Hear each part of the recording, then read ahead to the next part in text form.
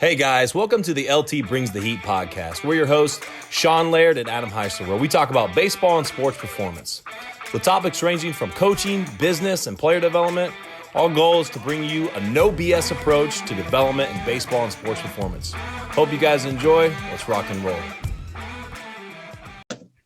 Hey guys, welcome to the episode of LT Brings the Heat. We're your hosts, Sean Laird and Adam Heisler. We're going to cover a question today that I've had a couple of players reach up and ask me. We're going to cover the topic of in-season strength and conditioning. Now, you could call this speed and strength and conditioning, arm care. There's so many facets that involve in strength and conditioning. I think when people hear us say strength training, they're like, oh, we're just lifting the weight, squat, bench, and clean and stuff like that. And if you've listened to our podcast before, you know that that is very, very, very small part of what we do when it comes to the training aspect in the weight room. We always say, like, strength and conditioning is its own sport. So we've got to make sure we're covering a lot of factors, and that's recovery, that's arm care, that is the strength, it is the hypertrophy, the muscle building, whether it's a weight loss for some guys or we're trying to gain weight. There's so many facets that go into this game. And we're going to kind of cover some things that maybe some myths that people hear, some things that people are saying and kind of lying and making excuses to themselves. We're going to try to create this as simple as we can, also so we can reach to the parents, because I know there's a lot of parents that are wanting to get their kids started, but they think, oh, just because it's in season, maybe they shouldn't need to do anything. They think maybe, I hear the word burnout a lot. And that's something that people hear. And it's just, that ignorance, which is not a, condescending statement. We're all ignorant in certain things in life, but that ignorance kind of plays into a role of, okay, hey, I need to make my son better or make my daughter better. I need to refer to an expert in the field and kind of help increase their abilities. But Adam, what you got today, man? How's everything going with you? And what are some things that are really important for you to cover today? Yeah, everything's going great. I'm excited to kind of touch base on this episode here because it's such an important aspect we talk about all the time. Is the best ability is your availability, and that goes into strength and conditioning and recovery and active recovery. And so it's gonna be cool to kind of hit this thing, hit it first on as maybe what we did when we were players, what we liked, what we didn't like, and then also now 10 years down the road, what we're doing as coaches to try to help these kids learn from maybe our mistakes that we made or do things a little bit different that we weren't able to do now with some new technology out there, new stuff that's going on, and new studies showing how much better it is to continue to lift throughout the season and how strong you can stay and how active you can stay and mobile and all this other good stuff that's going to go with it. So I'm glad we're having this discussion because I think parents are kind of out in the loop right now of they still believe the old myths of if you lift weights young, you stunt your growth. They still believe in if you lift weights during the season, you're going to be risk to injury.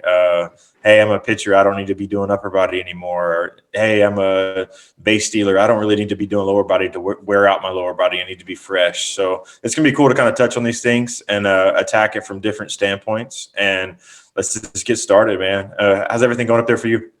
It's going well. And it's 50 degrees today, so we're hoping the weather starts getting warmer up here and being more consistent.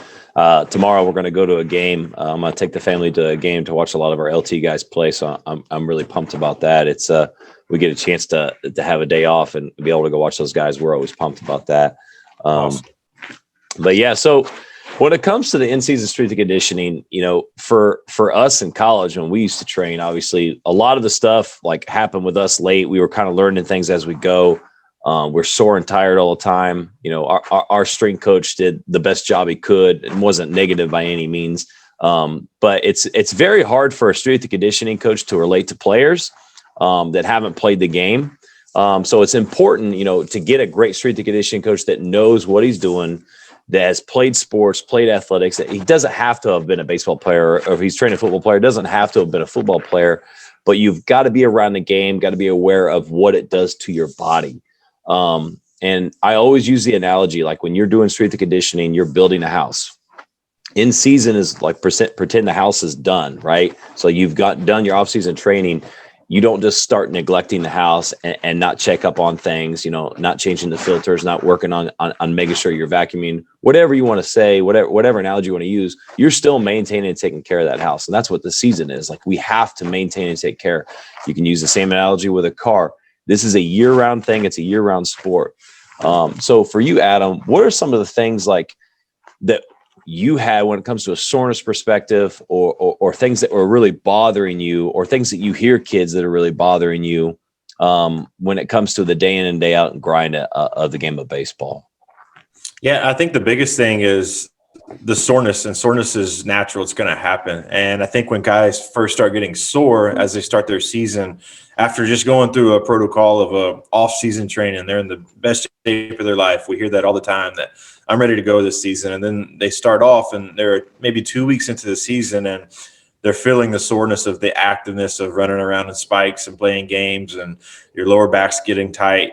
And then automatically they almost shut down the weight room, and it's the reverse. They're doing the opposite of what they should be doing. They need to attack the weight room even more, but being smart about how you attack the weight room. You're still not trying to go 5x5 as maxed out as possible, 90% during the season. That's probably not going to happen, but let's back it down to 60 or 70 on a back squat, and you're still getting your lifts out of it. And there's just different lifts out there that can help with what's going on. So I think the biggest myth is, number one, don't just completely shut down because your season has started. I've seen so many kids do that, and they lose that strength that they gained throughout the off season. And in my opinion, I think it's gone in like the first month is what it seems like. You can see the kid come back and maybe his velos are down. Maybe he's not hitting as hard. Maybe he's doesn't have as much energy. Like when you're seeing him move around at practice or in lessons, and you're asking, what's going on? Oh, well, yeah, I just kind of put the weights aside now because I just really want to focus on baseball. Well, like you talked about before, is strength and conditioning is its own sport. So we play baseball, but we also have to continue to do strength and conditioning. And maybe you back it down to, hey, I'm going to do total body just 2 days a week, as opposed to off season. Maybe I'm total body 4 days a week. So let's just cut it in half. I'm still getting good lifts out of it. That way I'm still being mobile and agile, and I'm still feeling powerful. You want to feel powerful. Just as a former player, I felt better when I was a little tight versus being too loose. So I liked lifting before games. I liked lifting the day of the game. I liked lifting in the morning and then playing at night. My body felt better by doing that. And also I felt like it woke me up and had me ready to go, as opposed to, I think everybody's brain thinks if I work out in the morning, I'm gonna be tired by the time the game gets here. And it's almost the total opposite. And so approaching it as a former player is, you've got to really buy into, if I'm staying strong and explosive, that's what I want to be in the game. So let's not put the weights aside and go to do yoga just from now on, because that's another thing is, well, it's season now, so I'm just going to stretch the whole time. And it's like, what does that even mean? You're going to stretch the whole time. That has nothing to do with it. Do a deep squat and watch what happens. You're working, stretching as you're doing that, as well as having power and having some weight on your back. So there's smart ways to go about this, but the number one thing is, do not just put the weight room aside. And this is a question we get a lot. We talk about it a lot. And I think everybody is different. And as us being former baseball coaches and now running some strength and conditioning stuff, we know what these guys are going through. We know that they're dealing with shin splints. They're dealing with lower back issues. They're dealing with soreness in their shoulders. They're dealing with maybe some forearm stuff. Like, we understand this. So now we have a plan to kind of help them know what to do to have this active recovery, as well as maintain where we are, and you just don't lose everything. Now, will you lose some weight throughout the season? Of course, it's just natural. I mean, your aerobic capacity, you're working out, as well as you're going to school and you're playing games, you're practicing, like, you're burning calories like crazy. And we all know high school kids' metabolism are super fast. So you might come in and, hey, I lost 10 pounds during the season. That's kind of normal in my opinion, but let's try not to lose that strength that we do. So if you started out, maybe you were a 350 max squatter in the off season, and we start back that day one after the season's over, maybe you're still around 325, 330, somewhere in there. You didn't completely lose everything, I think, is the biggest thing. So that's just kind of my views on some things. But Sean, kind of attack this a little bit more, and let's go into how many days a week you think you should work out during season versus off season. And then also maybe what are some lifts that you want to avoid during season that maybe you do more towards the off season? Yeah. So, with our guys, and I'll just go exactly what we do at LT. And this is something I've learned. And I used to, when I first started training athletes, I would adjust volume and try to be a perfectionist in the weight room and stuff. And for me, and I started going back and looking at what I would do. And when I felt my best, when I had my best days, we still train heavy as hell. We work on mobility. We work on everything. We basically look at these factors. As baseball players are sore in the low backs, they're sore in their arm a lot. We got to work on ankle and knee stability. Certain guys that might be, have some issues or have some injury history in the past on those. So we focus on our warm up is based on priming the body, activating the central nervous system, but we're also working on those things. So we'll do some arm care in that warm up. We'll do some ankle mobility in that warm up, so some knee stability stuff in that warm up.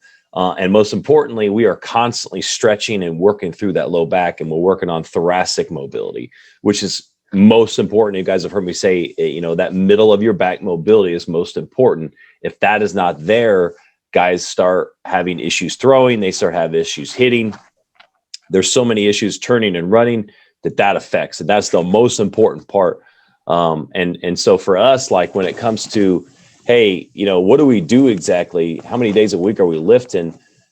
We are usually lifting 3 days a week, and we lift 3 days a week year round. Now, if you're in season, we have an issue with time. So there's a time that's always a factor. And I always say, like, hey, one hard killer lift a week, that's mandatory. You have to get that in.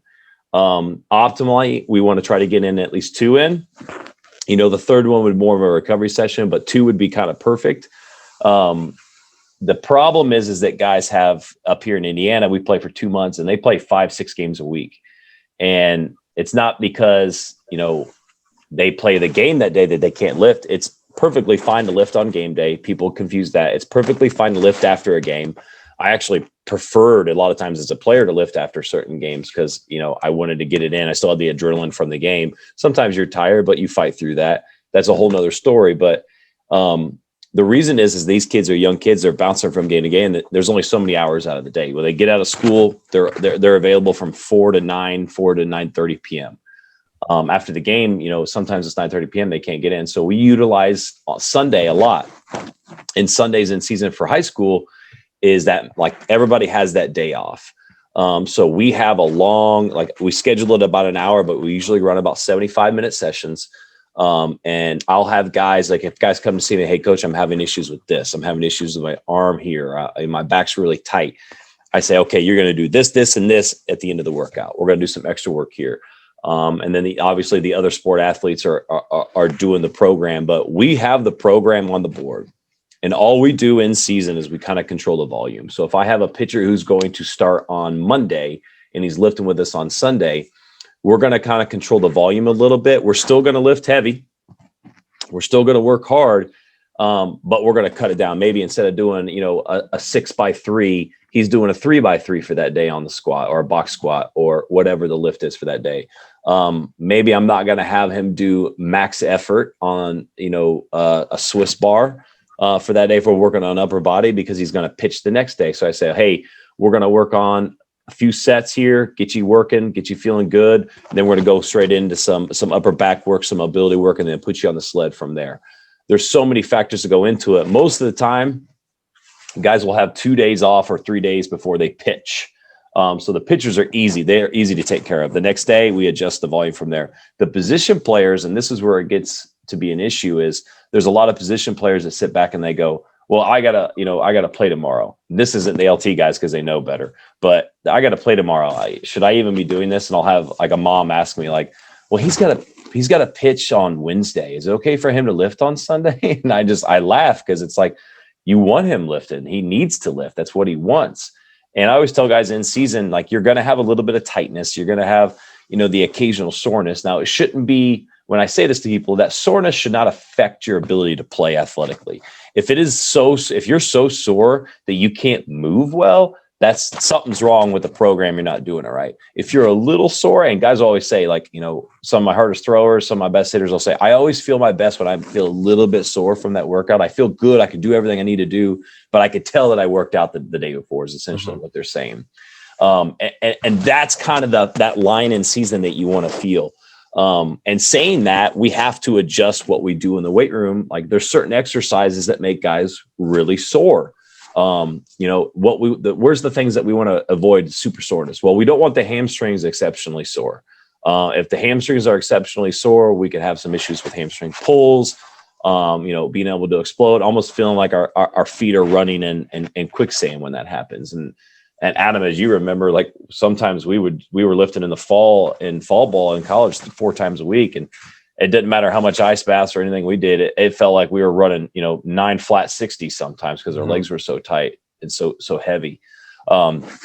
So first and foremost, like I've got to make sure that I'm controlling the volume of what they're doing. Like if they're doing an RDL or if they're doing a good morning, I won't program that for a baseball player. So I might have an alternative exercise that's going to prevent that much soreness. I like doing a lot of box squatting and front squatting. Most important, those are my two favorite main lower body lifts in season, because the soreness is very limited compared to a regular back squat or a barbell deadlift. We don't do any barbell deadlifting in season. It's just there's too much tightness in the lower back. There's too many outside factors that can affect you. We'll do some hex bar deadlifting. That's a little bit more quad dominant. But I want my guys' posterior chain feeling strong as hell, but I want it to not feel sore. I don't want them to feel tight and sore all the time on the hamstrings and the low back. Those are the two main parts of the body that I want to make sure guys are feeling really good on.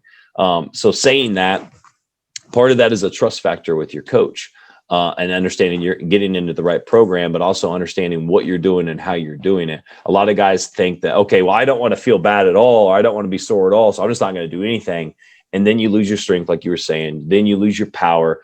Then you're losing your body weight. And the next thing you know, you're and I don't want to say you're half the player that you used to be, but all the work that you did in the off season, to improve those college scouts, or all that work you did in the off season is gone because you're not consistent. And that's where guys have got to fight that urge when they're tired and they're slow. And here's the thing. This is where guys get confused too.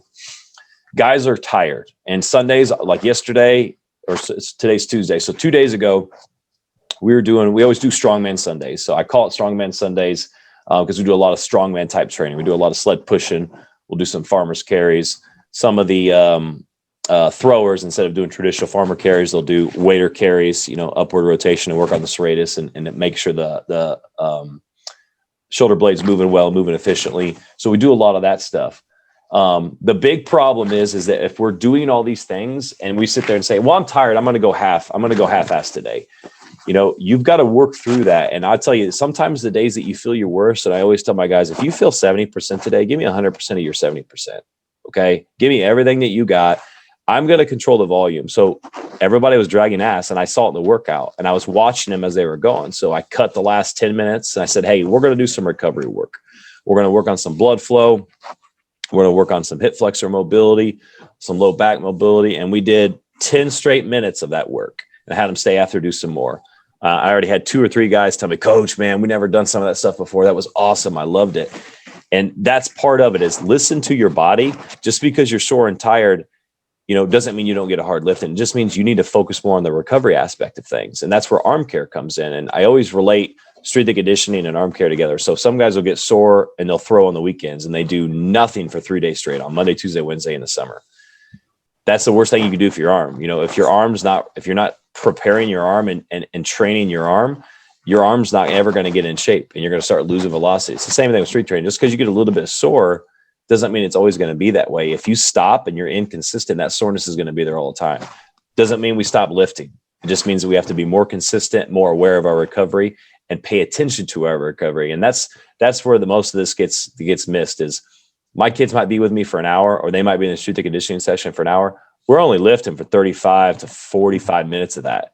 The other part of that is the mobility or the rest periods too, or certain things. There's so many factors that go into this. And that's what you've got. When you sign up for strength and conditioning, you're signing up for total athlete development. That's what we're looking for. So the guys that are listening to this right now, or it's a parent or it's a player, and you're like, man, I don't know if I should do this. I don't know if I should be strength training in season. Yes, you should, but you just have to be doing it smart. And there's a difference. I'll finish with this, and then we'll go back to you. But there's a difference between lifting for increasing muscle mass and strength and lifting like an athlete. Do athletes want to increase muscle mass? Yes. Do athletes want to increase strength? Yes.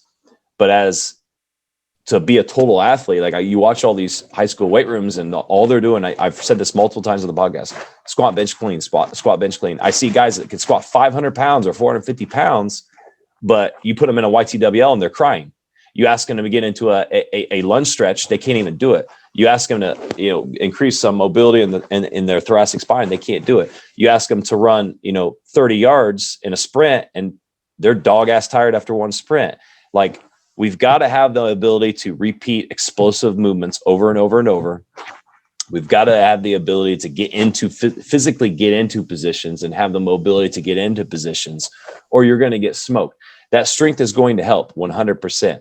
But if you don't have the athleticism, that athletic kid that is explosive and more powerful is going to whip your ass every single time.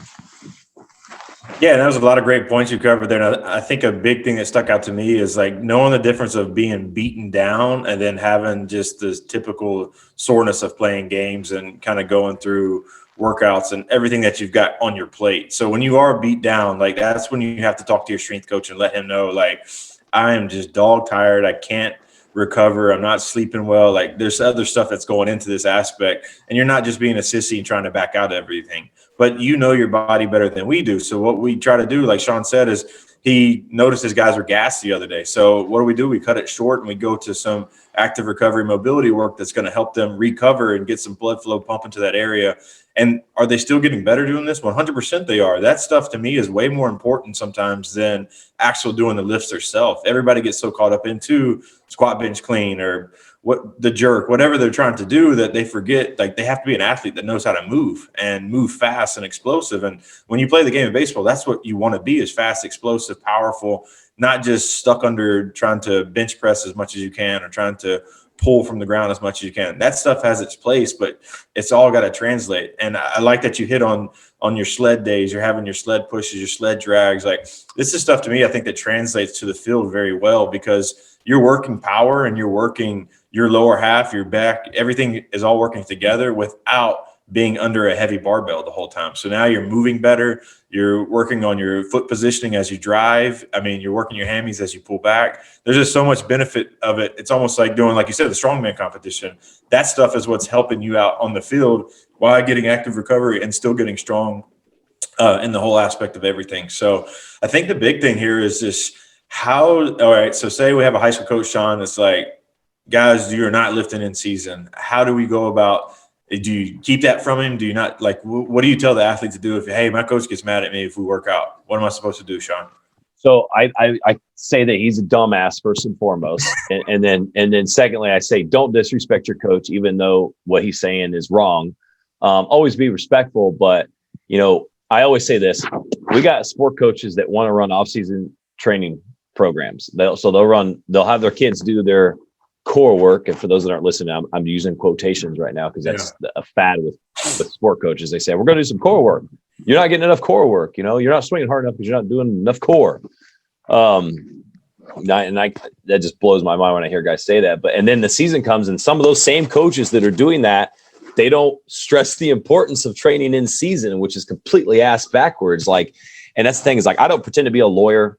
I don't pretend to be a basketball coach. You know, those guys got to stop pretending to be strength and conditioning coaches unless they went to school for this or they have been under the bar and actually have physically trained athletes for a long period of time. Them saying that, like saying, I don't want you lifted in season is dumb. And there's a lot of old school guys that have that mindset. That's fine. You can have that mindset.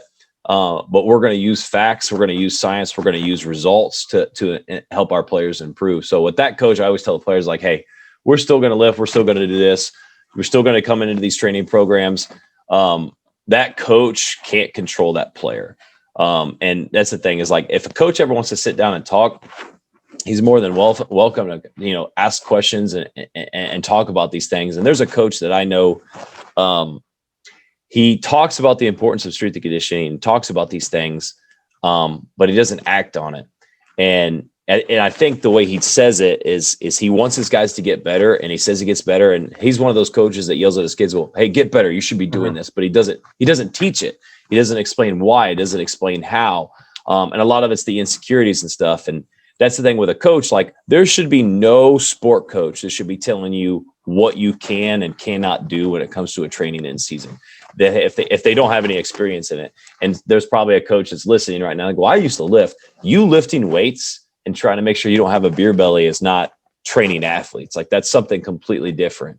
So for that coach, I would just tell the player, say, coach, yes, sir, I understand that. I lift like this because it helps me feel better, helps me work better. And I would tell the athlete to say, coach, I promise this isn't going to affect my performance on the field. And that's the thing, is be an open form of communication. Don't lie to them and say you're not going to, and then come to Laird's trainer, come to Heisler Heat and go lift. Be upfront with them, say, coach, I get this isn't going to interfere. If you're worried at all, If I have a coach that approaches me, I'm going to be a dick to them if they're trying to, question what we're doing. It's like, I don't have time. I'm way too busy with my athletes and my family to worry about your opinion on what I do. If your player is performing really well, if he feels really good, he's doing good things, they shouldn't be worrying about it. But I always tell the players, you have to be respectful and you have to be an open form of communication when it comes to that strength and conditioning aspect. Yeah, and I think every good or great player that I've ever played with still worked out during the season. I can't name one guy that had a killer season and just didn't work out all season long. Like, it just doesn't happen. And I think a lot of people get so confused thinking, like I said before, when the season gets here, I'm just focused on baseball only. No, there's two parts to this, even in college, pro ball, high school. Just every successful player that I was able to kind of be around and watch and witness is they still got after it during the season. And there's ways to get after it during the season of maybe you cut down your workouts to, like you were saying, maybe it says an hour on there, but we're only lifting for that 25 minutes. Where our warm-up that we're doing before is so key, and then the recovery we're doing afterwards. And this is where I really want to stress to the people listening, the parents and the coaches, is like, that warm-up is not just jumping jacks. Like, this warm-up is such a big aspect of everything, and learning how to move better, that was one of our biggest things we took away from the Florida baseball rants, that we had a warm-up, but it wasn't nothing like it is now. And now every kid comes in is mandatory. You have to do it before you even come and hit. There was a kid yesterday that was slacking on it. I wouldn't let him in the cage until he did it the correct way on every single move. That stuff is so important to translate to the field or to the game. And that's the stuff you can't look past. We all want to lift weights and look good in front of the mirror and all that other kind of stuff. But it's a whole piece of the puzzle. Like you said, it's athlete development. It's not just a strength guy. It's not just so-and-so going to 24-hour gym. No, this is total athlete development, strong, fast, explosive. That's what we're ultimately looking for. So it just kind of started going through my head of like, was there a guy I ever played with that completely shut down the weight room and had a good season? There were some guys, I promise you, I played with that did do that, but they didn't have a good season. Mm-hmm. And as well as what they're doing outside of not getting the sleep, not drinking the water they need to, going out when they don't need to be going out, staying up late. I mean, this is a whole nother thing that you're going to dive into. Well, is we all want to be an ultimate athlete. Is you got to make sacrifices, and you need your 9 to 10 hours of sleep at night, and it has to happen. And make sure you're doing it by putting your phone away at night. Put your phone away. Don't look at it. That way you don't stare into it. And oh, coach, I can't fall asleep at night. I have problems doing that. Well, I promise you, you're probably staring at your phone all night. That's why you can't do it. So put your phone away. Focus on your sleep. That way, when you wake up, you eat your breakfast and you're ready to go. I see so many kids that, what'd you eat for breakfast today? Oh, I didn't eat breakfast. I needed that extra 15 minutes of sleep. And I'm like, no, that's not how it works. You just, like our nutrition episode, you just started off the day behind already, and now you're trying to play catch up the whole rest of the day. So this is just other stuff that goes into the aspect of, I think that's a big thing of, well, in season, how does he keep his energy up if he's working out and he's playing all the time?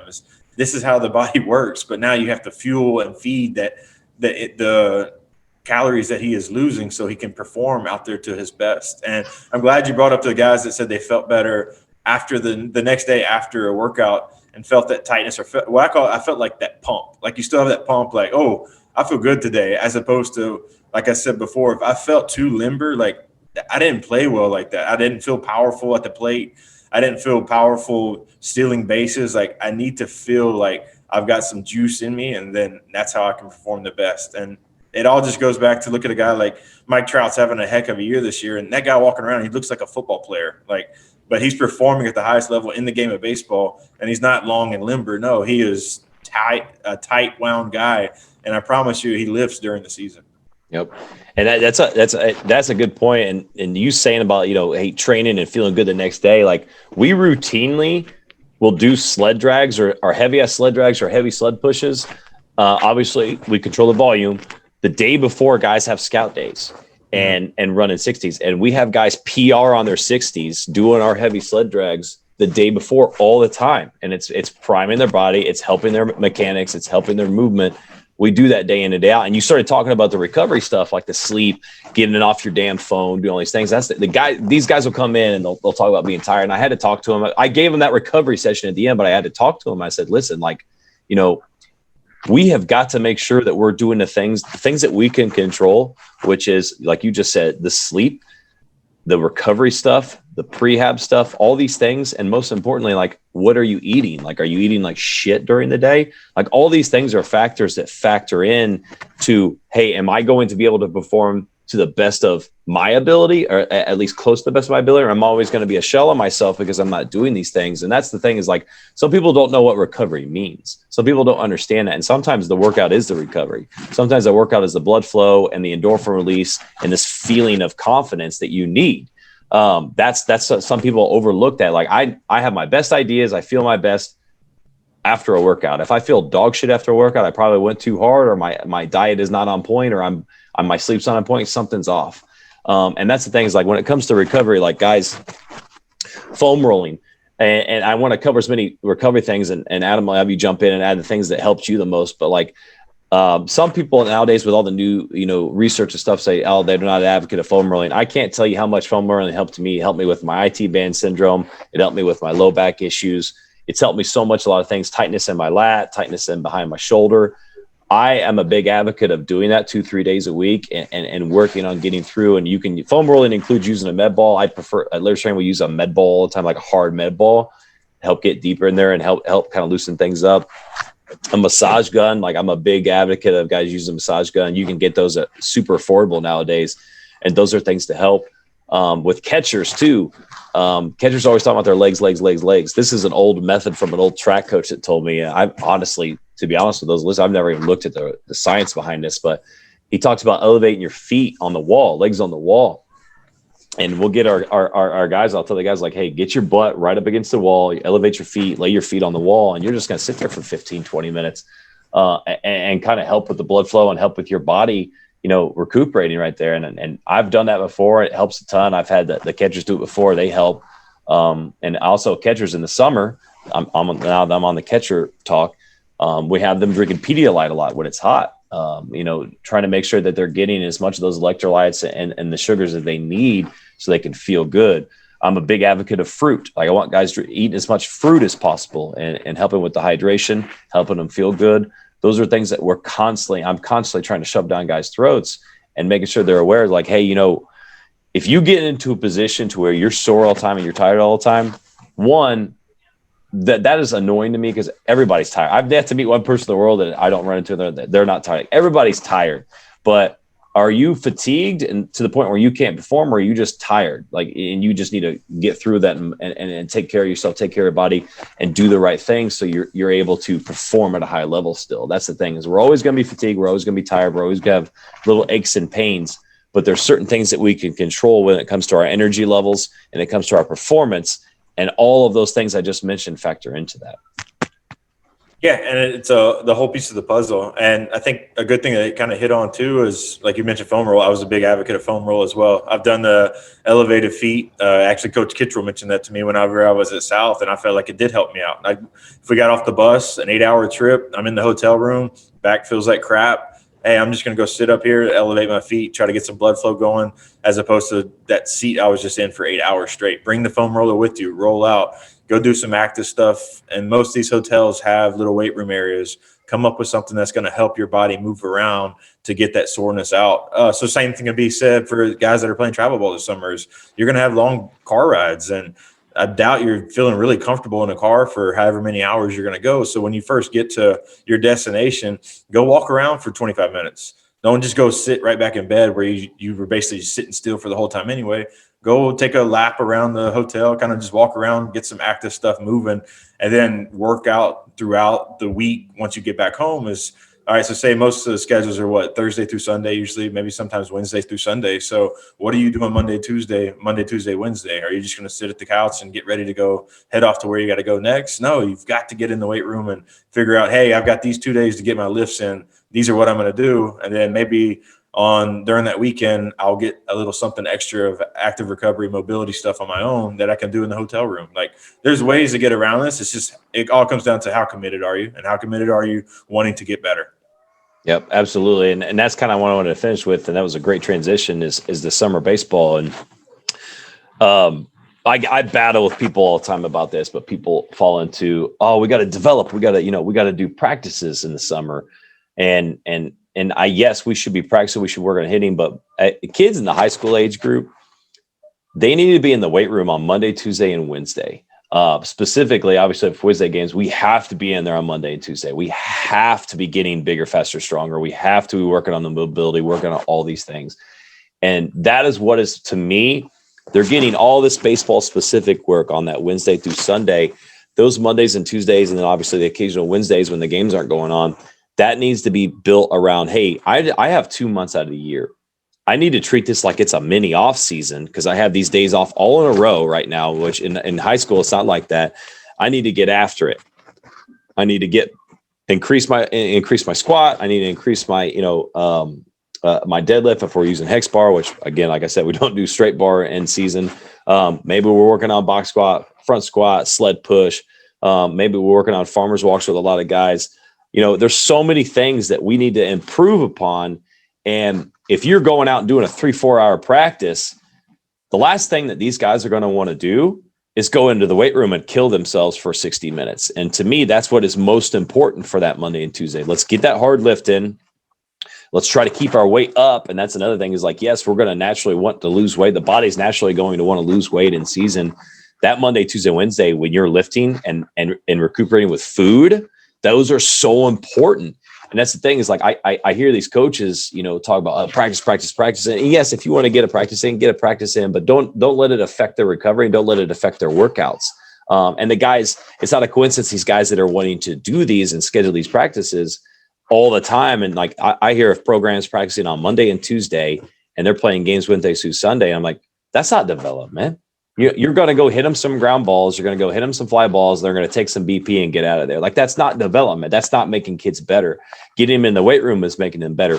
Working on their hitting with a hitting instructor, or, if you're in a group environment with your coach, maybe make it more of a 4-on-1 environment and certain things, work on stations. So you're getting some individual work in.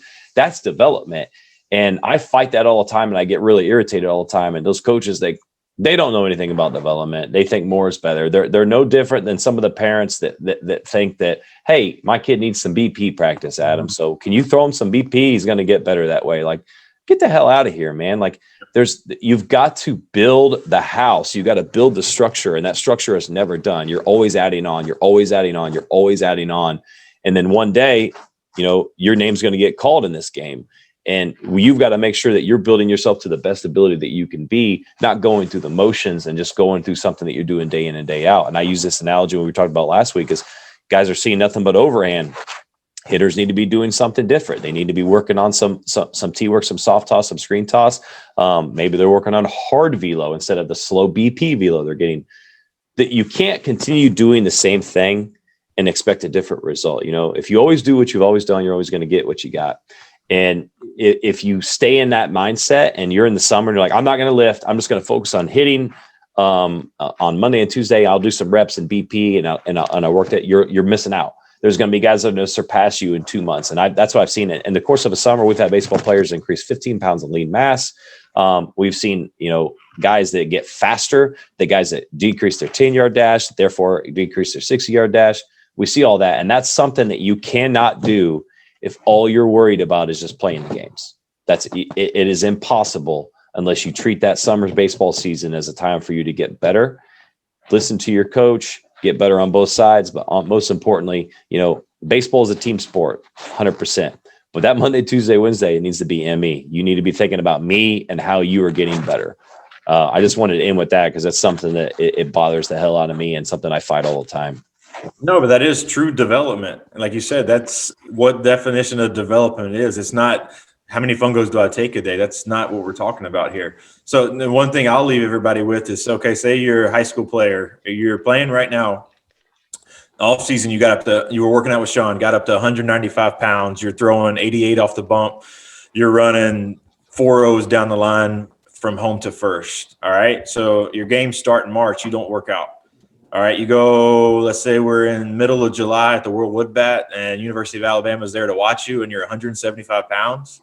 You've lost 20 pounds. You're throwing 83, 84, maybe 82, and you're running 4.2, 4.3s down the line. Like, you tell me what just happened. You put the weight room away and you thought about baseball only, and that's why you're not at your peak performance in the most important time. Like when these guys are out there recruiting and we hear it over and over, your body is your showcase tool. Like they're checking you out to see are you a weight room guy or are you not? And that ultimately tells you right there, is this guy willing to do the extra stuff to get him on campus where I want to work with him at the college level? Absolutely. And that's a perfect way to end it. You don't want to be in a situation you're playing in front of the college you want to go to, or you're playing in front of scouts and look at it and go, man, he's just not physically there. And because you weren't taking care of yourself. There's some guys that get away with it at a certain time, but sooner or later, like Adam was talking about earlier, it will catch up to them. It 100% catches up to them. But guys, man, I hope you guys enjoyed this episode. This was a really good one and something I'm obviously really passionate about. I know Adam is too, because we've been through it as a player and we see it as a coach all the time. But hopefully some of you guys take this to heart if you've been on the fence about strength and conditioning in season, whether it's the spring or the summer and even in the fall as well. But if you guys enjoyed this, please do that 5-star review. And until next time, we'll see you guys later.